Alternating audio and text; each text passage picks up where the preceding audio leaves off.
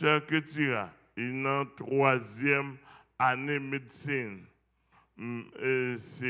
Et moi, marié, maman et papa.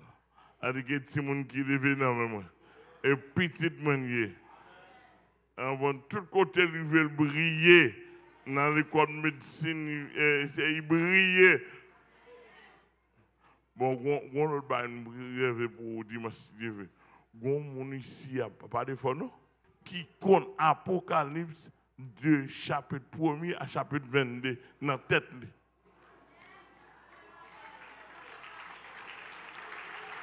On jeune dans l'église ici. Bon. T'as la prière, monsieur, c'est terrible. Comment faire qu'on a Apocalypse de 1er jusqu'à 22? Dimanche, si son monde va marcher bonheur, on va pas attendre, monsieur. Et Sœur Ketira, il gagne lecture pour le faire, mais dans la tête de la fête. De Job 38, pas ça? Job 38 à 41, la lit pour nous. Faut qu'il se soucie. Nous devons prier avec lui. On doit parler. On doit prier avec Bénin. On doit pousser et moi pour. Bon Dieu bénis nous. Réponse de l'Éternel à Job. L'Éternel répondit à Job du milieu de la tempête et dit: Qui est celui qui obscurcit mes desseins par des discours sans intelligence? S'intéresse comme un vaillant homme.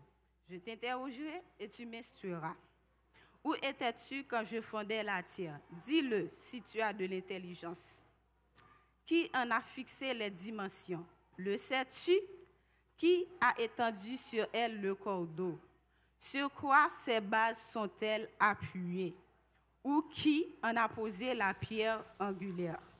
Alors que tous les étoiles du matin éclataient en chant d'allégresse et que tous les fils de Dieu poussaient des cris de joie, qui a fermé la mer avec des portes quand elle s'élança du sein maternel?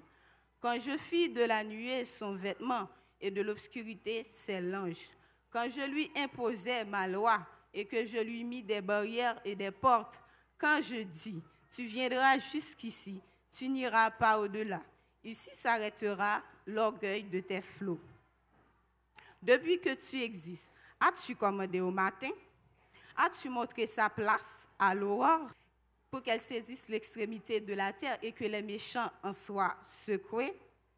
Pour que la terre se transforme comme l'argile qui reçoit une empreinte et qu'elle soit parée comme d'un vêtement, pour que les méchants soient privés de leur lumière et que le bras qui se lève soit brisé.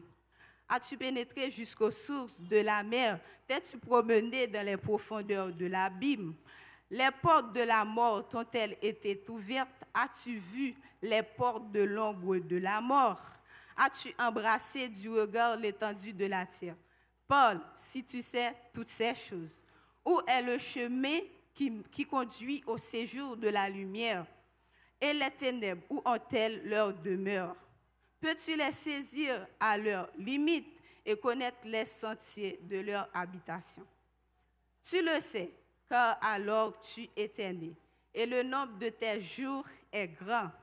Es-tu parvenu jusqu'aux amas de neige? As-tu vu les dépôts de grêle que je tiens en réserve pour les temps de détresse, pour les jours de guerre et de bataille? Par quel chemin la lumière se divise-t-elle et le vent d'Orient se répand-il sur la terre? Qui a ouvert le passage à la pluie et tracé la route de l'éclair et du tonnerre, pour que la pluie tombe sur une terre sans habitants et sur un désert où il n'y a point d'homme, pour qu'elle abreuve les lieux solitaires et arides et qu'elle fasse germer et sortir l'herbe? La pluie a-t-elle un père qui fait naître les gouttes de la rosée, du sein de qui sort la glace et qui enfante le frimas du ciel, pour que les eaux se cachent comme une pierre et que les surfaces de l'abîme soient enchaînées? Noues-tu les liens des Pléiades ou détaches-tu les cordages de l'Orion? Fais-tu paraître en leur temps les signes du zodiaque Et conduis-tu la grande ours avec ses petits? Connais-tu les lois du ciel? Règles-tu son pouvoir sur la terre?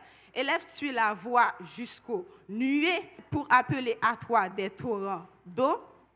Qui met la sagesse dans le cœur et qui a donné l'intelligence à l'esprit? Lances-tu les éclairs? Te disent-ils, nous voici? Qui met la sagesse dans le cœur et qui a donné l'intelligence à l'esprit?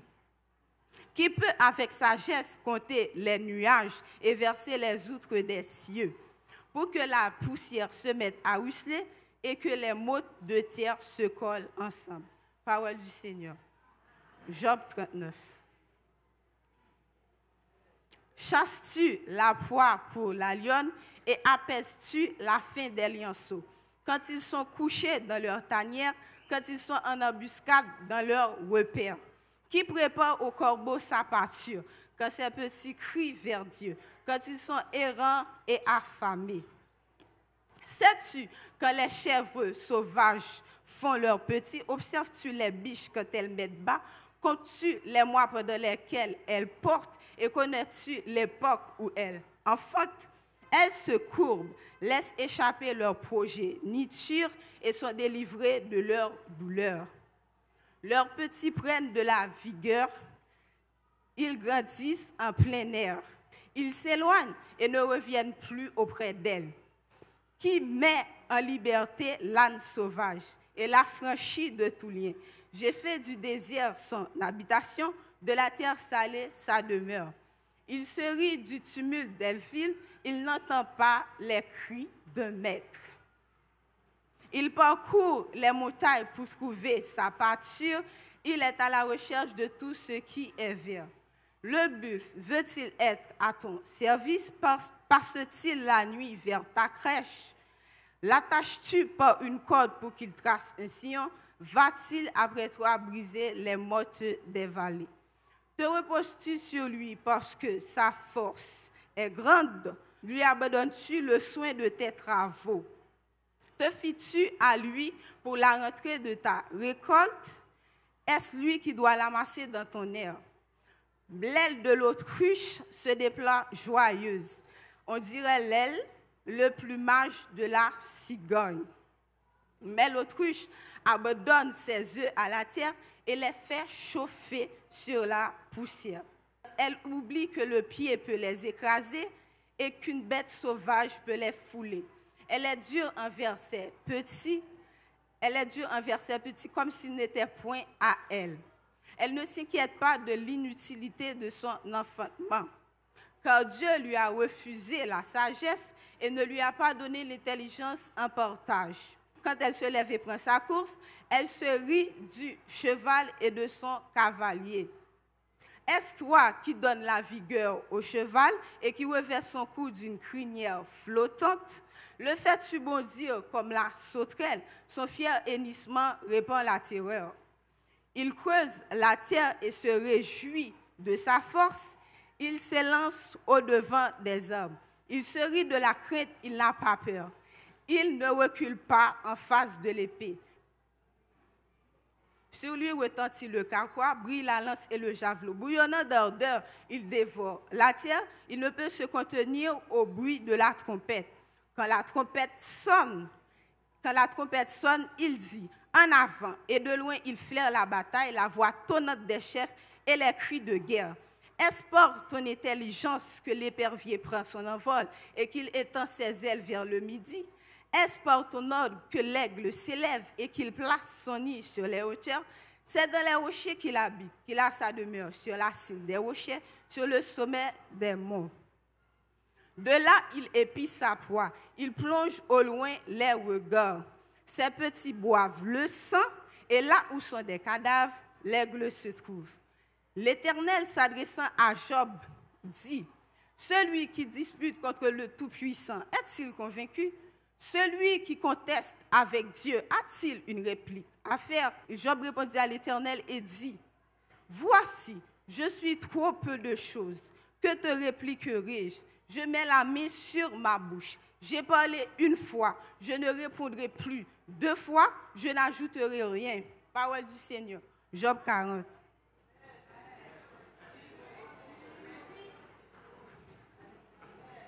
L'Éternel répondit à Job du milieu de la tempête et dit, « Saint terrain comme un vaillant homme, je t'interrogerai et tu m'instruiras. Anéantiras-tu jusqu'à ma justice?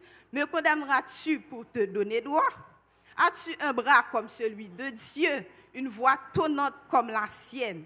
Orne-toi de magnificence et de grandeur, revêt-toi de splendeur et de gloire. Répands les flots de ta colère, et d'un regard abaisse les hautains. D'un regard humilie les hautains, écrase sur place les méchants. Cache-les tous ensemble dans la poussière, enferme leur front dans les ténèbres. Alors, je rends hommage à la puissance de ta droite. Voici l'hippopotame à qui j'ai donné la vie comme à toi. Il mange de l'herbe comme le bœuf. Le voici, sa force est dans ses reins, sa vigueur entre les muscles de son ventre. Il plie sa queue aussi ferme qu'un cèdre. Les nerfs de ses cuisses sont entrelacés. Les nerfs de ses cuisses sont entrelacés. Et ses os sont des tubes d'airain et ses membres sont comme des barres de fer. Il est la première des œuvres de Dieu. Celui qui l'a fait l'a pourvu d'un glaive. Il trouve sa pâture dans les montagnes où se jouent toutes les bêtes des champs. Il se couche sous les lotus au milieu des roseaux et des marécages. Les lotus le couvrent de leur ombre. Les saules du torrent l'environnent. Que le fleuve vienne à déborder, il ne s'enfuit pas. Que le Jourdain se précipite dans sa gueule, il reste calme.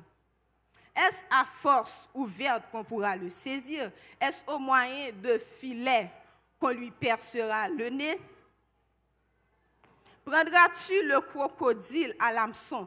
Saisiras-tu sa langue avec une corde? Mettras-tu un jonc dans ses narines? Lui perceras-tu la mâchoire avec un crochet? Te pressera-t-il de supplication? Te parlera-t-il d'une voix douce? Fera-t-il une alliance avec toi pour devenir à toujours ton esclave? Joueras-tu avec lui comme avec un oiseau? L'attacheras-tu pour amuser tes jeunes filles? Les pécheurs en trafiquent-ils? Le partagent-ils entre les méchants? Couvriras-tu sa peau de dard et sa tête de harpon? Dresse ta main contre lui et tu ne t'aviseras plus de l'attaquer. Voici, on est trompé dans son attente. À son seul aspect, n'est-on pas terrassé? Cette fois plus. Job 41.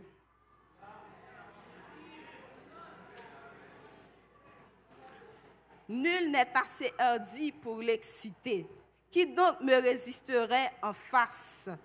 De qui suis-je le débiteur? Je le paierai. Sous le ciel, tout m'appartient. Je veux encore parler de ses membres et de sa force et de la beauté de sa structure. Qui soulèvera son vêtement? Qui pénétrera entre sa mâchoire? Qui ouvrira les portes de sa gueule? Autour de ses dents habite la terreur. Verset 6. Ces magnifiques et puissants boucliers sont unis ensemble comme par un seau. Ils se serrent l'un contre l'autre et l'air ne passera pas entre eux. Ce sont des frères qui s'embrassent, se saisissent et demeurent inséparables. Ses éternuements font briller la lumière, ses yeux sont comme les paupières de l'aurore. Des flammes jaillissent de sa bouche, des étincelles de feu s'en échappent. Une fumée sort de ses narines comme d'un vase qui bout d'une chaudière ardente. Son souffle allume le lait charbon, sa gueule lance des flammes. Verset 13. La force a son cou pour demeure et l'effroi bondit au-devant de lui. Verset 14. Ses parties charnues tiennent ensemble, fondues sur lui, inébranlables. Verset 15. Son cœur est dur comme la pierre, dur comme la meule inférieure. Verset 16. Quand il se lève, les plus vaillants ont peur et l'épouvante les fait fuir. Verset 17. C'est en vain qu'on l'attaque avec l'épée. La lance, le javelot, la cuirasse ne servent à rien. Verset 18. Il regarde le fer comme la paille, les reins comme du bois pourri. Verset 19. La flèche ne le met pas en fuite. Les pierres de la fondre sont pour lui du chaume. Verset 20. Il ne voit dans la massue qu'un brin de paille. Il rit au sifflement des dards. Verset 21. Sous son ventre sont des pointes aiguës. On dirait une herse qu'il étend sur le limon. Verset 22. Il fait bouillir le fond de la mer comme une chaudière. Il l'agite comme un vase rempli de parfums. Verset 23. Il laisse après lui un sentier lumineux. L'abîme prend la chevelure d'un vieillard. Verset 24. Sur la terre, nul n'est son maître. Il a été créé pour ne rien craindre. Verset 25. Il regarde avec dédain tout ce qui est élevé. Il est le roi des plus fiers animaux. Parole du Seigneur, cette fois.